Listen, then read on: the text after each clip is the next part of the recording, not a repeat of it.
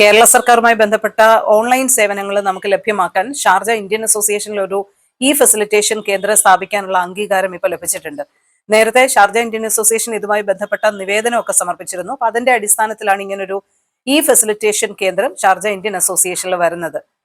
ഇന്ത്യക്ക് പുറത്ത് IT നിയന്ത്രണമില്ലാത്ത സേവനങ്ങളായിരിക്കും ഈ കേന്ദ്രത്തിന്റെ പരിധിയിൽ വരിക എന്നാണ് ഇപ്പൊ നമുക്ക് അറിയാൻ കഴിയുന്നത്.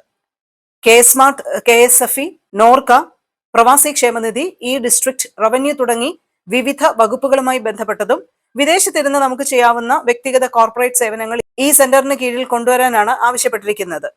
ഇതുമായി ബന്ധപ്പെട്ട അംഗീകാരമാണ് ഇപ്പോൾ ലഭിച്ചിരിക്കുന്നത്. ഇതുമായി ബന്ധപ്പെട്ട് ഇന്ത്യൻ അസോസിയേഷനിൽ നിന്നുള്ള ഒരു ഉദ്യോഗസ്ഥനെ കേരളത്തിലേക്ക് വിട്ട് 10 ദിവസത്തെ പരിശീലനം അടക്കം പൂർത്തിയാക്കിയിട്ടുണ്ട്.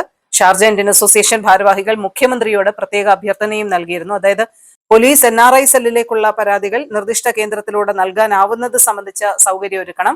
അതുപോലെ തന്നെ മുഖ്യമന്ത്രിക്കുള്ള പരാതികൾ നൽകാൻ CM കണക്ട് എന്ന് പറയുന്ന സംവിധാനം ഒരുക്കണം എന്നൊക്കെയുള്ള ആവശ്യങ്ങളാണ് ഷാർജ ഇന്ത്യൻ അസോസിയേഷൻ ആവശ്യപ്പെട്ടിരിക്കുന്നത്.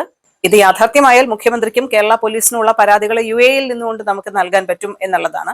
മാത്രമല്ല, കേന്ദ്ര സർക്കാരുമായി ബന്ധപ്പെട്ട പ്രവാസി ഇന്ത്യക്കാർക്ക് ആധാറും പാൻ കാർഡും ഒക്കെ ലഭ്യമാക്കുന്നതുമായി ബന്ധപ്പെട്ട സേവനങ്ങളും ഈ ഫെസിലിറ്റേഷൻ സെന്ററിന് കീഴിൽ കൊണ്ടുവരാമോ എന്നുള്ള ഒരു കാര്യം ആലോചിക്കുമെന്ന് Dubai Indian consul general Satish Kumar Sivan വ്യക്തമാക്കിയതായിട്ടും ഷാർജ ഇന്ത്യൻ അസോസിയേഷൻ ഭാരവാഹികൾ പറയുന്നുണ്ട്. എന്തായാലും പ്രവാസികൾക്ക് ഒരുപാട് പ്രയോജനമുള്ള ഒരു സെന്ററായി ഷാർജ ഇന്ത്യൻ അസോസിയേഷനിൽ അനുവദിച്ച ഈ ഫെസിലിറ്റേഷൻ സെന്റർ മാറും എന്നുള്ള പ്രതീക്ഷയാണ് ഇപ്പോൾ നമുക്ക് പങ്കുവയ്ക്കാനുള്ളത്.